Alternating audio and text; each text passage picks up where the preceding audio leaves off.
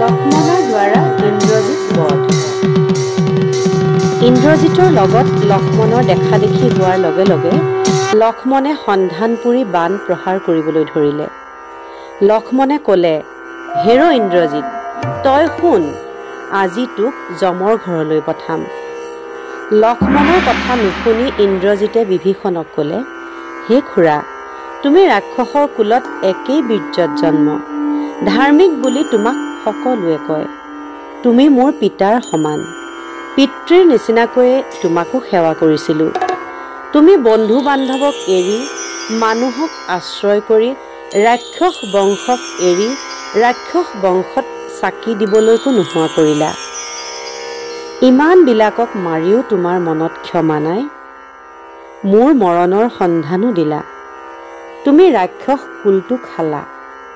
তোমাক দেখিলেও পাপ হয়।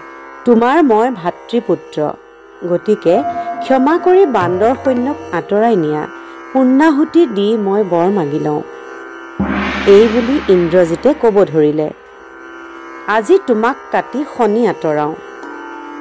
বিভীষণে ক'লে, মোৰ চৰিত্ৰ সকলোৱে জানে, ৰাক্ষস কুলত জন্ম হৈও মোৰ কদাচাৰ নাই। পৰদ্ৰব্য নলওঁ, পৰদাৰ নলওঁ, তোৰ বাপেৰৰ 14,000 স্ত্ৰী হৰণ। ইমান স্ত্ৰী থাকোঁতেও পৰদাৰ কৰে, কত শত মুনি ঋষিক মাৰি পাপ কৰিলে তাৰ অন্ত নাই। ত্ৰিভুৱনৰ লগত তোৰ বাপেৰৰ শত্ৰু, সদায় বৃক্ষৰ ফল নধৰে, সময়তহে ফল ধৰে। তোৰ বাপেৰৰ পাপৰ ফল ইমান দিন লাগিলে, অতি সোনকালে তোৰ মৃত্যু আহি আছে। গতিকে সবান্ধৱে লংকা এৰি গুচি যা। অগ্নিৰ বৰ বাৰে বাৰে জিনিলি, আৰু বৰ নাপাওঁ। মৰণৰ বেলা পূৰ্ণাহুতি দিব বিচাৰিছ, এতিয়াই লক্ষ্মণে তোৰ গলা কাটিব। এনেকৈ গালি গালাজ কৰি থাকোঁতেই লক্ষ্মণে আহি ইন্দ্ৰজিতক তিৰস্কাৰ কৰিবলৈ ধৰিলে। মেঘনাদেও অগ্নিৰ নিচিনাকৈ জ্বলি খং কৰিবলৈ ধৰিলে। ইতিমধ্যে বান্দৰৰ 8জন বীৰ তাৰ ৰথত উঠি গৰ্জন কৰি সাৰথীৰ সৈতে ৰথ ওলোটাই পেলালে। উপায় নেদেখি লাফ দি ইন্দ্ৰজিৎ মাটিত পৰিলে। ৰাৱণ নন্দনে বিৰথ হ'ল যদিও বাণ জুৰিলে। লক্ষ্মণেও বাণ প্ৰহাৰ কৰিবলৈ ধৰিলে। কোনেও কাকো বলে নোৱাৰে। ভয় পাই ইন্দ্ৰজিতে গোপনলৈ গতি কৰিলে। অন্যৰ কথা বাদেই বিভীষণেও নাজানিলে। মায়াতেই ৰথখন নিৰ্মাণ কৰিলে। বায়ু বেগেৰে অস্ত্ৰ ঘোঁৰা যোগান ধৰিলে। আকৌ আগৰ দৰে ৰথত উঠি হাতত ধনু লৈ ৰণত প্ৰৱেশ কৰিলে। লক্ষ্মণে ক'লে, ৰাক্ষস, তই মায়াৰ নিদান। দেখিছিলোঁ এটা মূৰ্তিত, এতিয়া দেখিলোঁ আন এটা মূৰ্তিত। মেঘনাদৰ মায়া দেখি লক্ষ্মণ চিন্তিত হ'ল।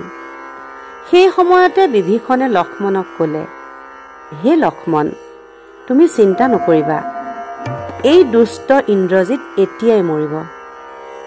মেঘনাদ মেঘৰ আঁৰত লুকালে সহস্ৰ চকুৰেও ইন্দ্ৰই নেদেখে। ইন্দ্ৰক লংকালৈ বান্ধি আনিছিল। ব্ৰহ্মাই আহি পুৰন্দৰক বিচাৰি ললেহি। মায়াৰূপে লংকালৈ গৈছিল। মায়াৰে ৰথ সাজি সোনকালে আনিলে। ইন্দ্ৰজিতে আগতে ৰণত প্ৰৱেশ কৰক, তাৰ পাছত তাক চাৰিওফালে বন্দী কৰি মাৰিব লাগিব।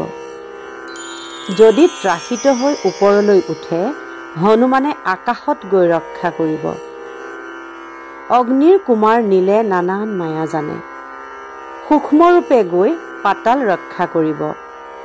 লংকাৰ সকলো সন্ধিৰ কথা বিভীষণে জানে। লংকাৰ সমস্ত পথ জুৰি বিভীষণ থাকিব। আকাশ পৰ্বতত হনুমানক ৰাখি সন্মুখত লক্ষ্মণ বীৰে সন্ধান কৰিলে। মেঘনাদক বেৰি কপিসকলে চাৰিওফালে মাৰিব ধৰিলে। সন্মুখৰ পৰা লক্ষ্মণে বাণ বৃষ্টি কৰিলে। লক্ষ্মণৰ বাণ গৈ আকাশত ৰলগৈ। অস্ত্ৰ দেখি ইন্দ্ৰজিতে ত্ৰাসিত হৈ পলাব ধৰিলে। ৰথৰ সৈতে আকাশত উঠিব বিচাৰিলে, কিন্তু সাৰথীয়ে বীৰ হনুমানক দেখিবলৈ পাই পৱন বেগেৰে দক্ষিণলৈ ৰথ চলাই দিলে। হনুমানে লাফ দি ৰথত উঠিলেগৈ। একে পদাঘাতে ৰথ চূৰ্ণ কৰিলে। তেতিয়া মেঘনাদে অন্তৰীক্ষত পলাব বিচাৰিলে। শূন্যত গৈ হনুমানে ইন্দ্ৰজিতক দেখিবলৈ পালে। দুই ভৰিত ধৰি তাক এটা টান মাৰিলে। অন্তৰীক্ষত দুইজনে হুৰাহুৰি লাগিব ধৰিলে। ইজনে সিজনক গলা চেপি ধৰিলে। হনুমানে কপিসকলক আহি যুঁজিবলৈ ক'লে, কিন্তু কপিসকলে ৰণত তিষ্ঠিব নোৱাৰি পলাবলৈ ধৰিলে। ইন্দ্ৰজিত পলাই লংকালৈ যাব বিচাৰে। লংকাৰ দুৱাৰৰখীয়া হৈ বিভীষণ আছে। বিভীষণে ক'লে, বাছা, আজি তই ক'ত যাবি? লক্ষ্মণে এতিয়াই তোৰ মাথা কাটিব। সেই বুলি লক্ষ্মণক সোনকালে আহিবলৈ চিঞৰিব ধৰিলে। বিভীষণৰ কথাত লক্ষ্মণ আগুৱান হ'ল। ধনুৰ সন্ধান পুৰি লক্ষ্মণ ইন্দ্ৰজিতৰ ওচৰলৈ গ'ল। ইন্দ্ৰজিতেও বাণৰ সন্ধান কৰিলে। চাৰিওফালে বাণ পৰিবলৈ ধৰিলে। কোনো লেখ জোখ নাই। দুইজনে ইমান বাণ প্ৰহাৰ কৰিলে যে লংকাপুৰীৰ দশোদিশ অন্ধকাৰ হৈ গ'ল। ৰাতি দিন ক'ব নোৱাৰা হৈ গ'ল। প্ৰহাৰৰ ঘা লাগি লক্ষ্মণ শক্তিহীন হ'ল। অৱস্থা দেখি ব্ৰহ্মাই ক'লে, হে পুৰন্দৰ, উপায় এটা কৰা। তেতিয়া ইন্দ্ৰই ব্ৰহ্ম অস্ত্ৰ দান দিয়াত লক্ষ্মণে সেই ব্ৰহ্ম অস্ত্ৰেৰে সন্ধান কৰিলে। ঠাকুৰ লক্ষ্মণৰ বাণৰ কথা ব্ৰহ্মাই বুজাই ক'লে, এতিয়া ইন্দ্ৰজিতৰ মাথা কাটি মাটিত পেলাই দিয়া, যাতে দেৱতাসকলে নিৰ্ভয়ে নিদ্ৰা যাব পাৰে। এই বুলি কোৱাত ব্ৰহ্ম অস্ত্ৰ প্ৰহাৰ কৰিলে। অস্ত্ৰ দেখি ইন্দ্ৰজিতৰ প্ৰাণ উৰিল। জাঠা জাঠি কিমান যে অস্ত্ৰ কাটিবলৈ প্ৰহাৰ কৰিলে তাৰ লেখ নাই। কিন্তু অব্যৰ্থ ব্ৰহ্মাৰ বাণ, কাৰ ৰক্ষা আছে? ইন্দ্ৰজিতৰ মাথা কাটি দুই খণ্ড কৰিলে। ইন্দ্ৰজিত ৰণত পৰি গ'ল। বান্দৰবিলাকে ৰাক্ষসবিলাকক খেদি মাৰিবলৈ ধৰিলে।